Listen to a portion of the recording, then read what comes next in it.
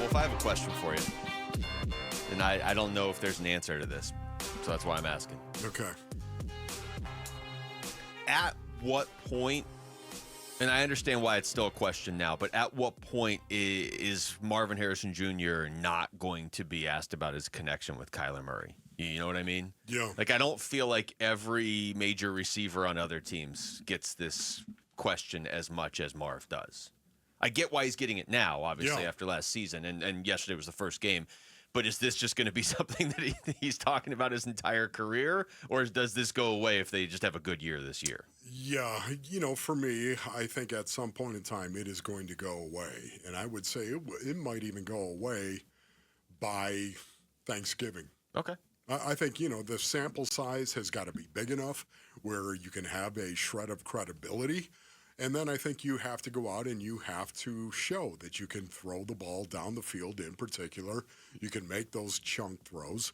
That's why it was both good and bad yesterday for Kyler Murray, of course, and Marvin Harrison Jr. and the chemistry question. Well, here's Marv after the game. He was asked what stood out most as far as the connection between him and Kyler. The deep ball. I think that's always the biggest story between us is we had to connect on those deep balls and explosive plays. All season I've been trying to tell him to put some air on it. I think he put some air on it and I made a play there. Well, 45-yard connection is a pretty good deep ball, right? Man, what a great throw that was by Kyler Murray as well. That was fantastic. And you know what else I loved about that? It wasn't like Marvin Harrison Jr. had tons of separation. No, you're a great point. Was out it's not there. Like somebody fell down and he was just running free. Like Kyler had to trust that he would make the catch. Go back and look at that route as well. He got pressed. The strength, how much have we talked about? Put on 11 pounds and got so much stronger. Get off me. Got him off him, ran down, and then once again, the strength at the point of the catch. I was going nuts in the Wolfley compound. Absolutely. Basin Orleans, honestly, when you hear us talk about this stuff, and we've been talking about it for how many months? How many months have we been talking about, oh my goodness, Marvin Harrison Jr. and Kyler Murray, they got to be able to throw the ball down the field. Even I was looking at myself, what are you doing? Just stop talking about it. Yet there it was on display for all to see. And you know what? Again, that is something that's going to pay dividends.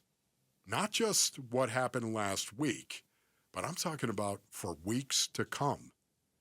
Defensive coordinators are going to have to look at this. I'm telling you right now, we're not going to be able to do that. We can't keep that safety. We got to go 2 safeties high. We can't keep a safety down in the box. And that means we're going to run the ball. The best part about that was him being able to just push the guy away from him on the line of scrimmage, because that is something you were talking about during the season last year. Yep. You could see it, and then it clearly was something that Marv identified during the season because he put on the weight, put on the strength, and then when we asked him during camp, why the strength, why put this on? Yeah. It was like the first thing he said was beat the press off the line of scrimmage. Like and for it to come to fruition that quickly, and they probably don't win the game yesterday, honestly, without that play. It was nice to see. And not only that, too, it's not just at the beginning of the route, getting off the press. Yeah. It's at the top of the route and getting off. I mean, this is something, again, did you see him on the little push of that left arm? And that is what all the great ones have done in a long time. Those that don't get that kind of separation, they know they just have to make it look like they're going up for the ball as they give that little push. The strength is there at the top of his route to get away from a guy that's playing man cover. And it's there at the beginning to get off the press, and that's critical for him. Here's Kyler Murray post-game. He was asked about that big play to Marv and what that did for the offense. Yeah, I think it was honestly, Drew just called the play, obviously. I'm just going through my progressions, going through my reads, had Marv one-on-one, single-out safety, and just gave him a chance. He made a play. More from Kyler? I think so. I know it's, minute and small. Like, it looks easy, right? But, I think that, maybe last year we don't connect on that, but I'm just glad we did. He played his ass off today. I could feel the confidence. I could feel the progression in his mindset, in his game, and just I'm very confident where he's at, and I hope he feels good about today. I think this is a really, really good step. It's a first step for Kyler, of course, and Marvin Harrison Jr. But it's a good one. It really is. I talked about this. If you took the production of Marvin Harrison Jr. and extrapolated that over the course of an entire season, you're talking about a guy who's going to have 85 receptions for over 1,200 yards receiving and 17 touchdowns based on what they did in their first game. Would you say that is a good start, Lou? Yeah, and not only is it a good start, but again, I don't think anybody watching the game yesterday was like, that's the best Marv can do. So if that's going to be his, I don't want to say floor, it was a good game and he had a touchdown, but if that's just going to kind of be like a typical day for Marv, then the 17 touchdowns is probably a little high. Probably. I don't know. I mean, he is a touchdown machine. He's already got 9. Now, you go back and look at receiving touchdowns since the start of last year. There's only like 5 players in the NFL that have more than Marv. So that's not really ever been an issue that he can haul in touchdowns. I love that too. Did you see the scissors route that they ran on that? They put a trips formation away from Marvin Harrison Jr. base earnings. There he is as the X. He was on the single receiver side, and then they put the trips formation over here, and they ran 3 guys across the middle. And then here comes Marv across as well. The scissors play is what that is. It's been around since the beginning of time. And yet that was timeless in regards to the execution by Marvin Harrison Jr. and Kyler Murray. The other thing I liked, and this is one thing from the game that people aren't going to be able to move me off of. We can have a conversation. You could say, man, that wasn't good enough. Like they have to improve or whatever. You can have concerns from that game.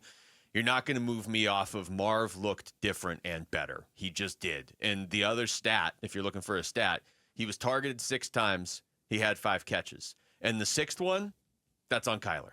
That's the one where he threw up and behind him, and that really should have been another big gain. No, you're right about that. It was on Kyler. And that happens. That's fine. But I'm just saying from the Marv perspective, I mean, it's not fine. You don't want to keep doing it, but like quarterbacks miss throws sometimes. But I'm just saying from the Marv perspective, there was no like tentativeness to go up and get a ball. Like he asserted himself in this game. And I would say there were 2 times that Kyler missed him. You're right. The other one just didn't count as a target. Correct. But yes, no, you're 100% right. Again, Kyler really, I would say of the 2 left some yards on the table there. Yes. But either way, you know what I'm hoping? I'm hoping again. Kyler Murray is sitting in the quarterback room, and he's watching that. So of course on Monday, right? You're going to go ahead. You're going to play Sunday, and then all of a sudden, early this morning, they're there. He's probably already watched it. Of course, these guys now they get it on the plane coming back, and they sit there and they watch the tape.